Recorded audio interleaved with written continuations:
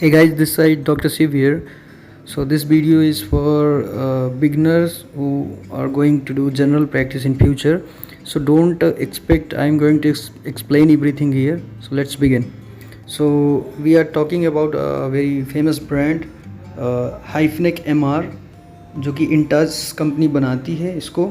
और इसमें जो जेनेरिक ड्रग्स रहते हैं तो वो रहता है एसेक्लोफेनेक 100 mg, paracetamol 325 mg and chlorzoxazone 250 mg. So this is the combination of medicine. So we have lot of brands in the market, so just focus on the generic name like acelofenac, paracetamol and chlorzoxazone.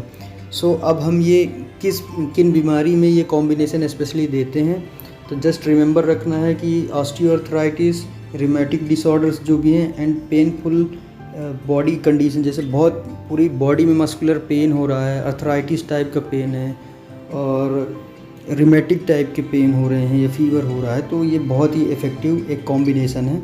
तो ये just generic था, आप different companies के brand name याद रख सकते हैं। Okay, thank you so much guys.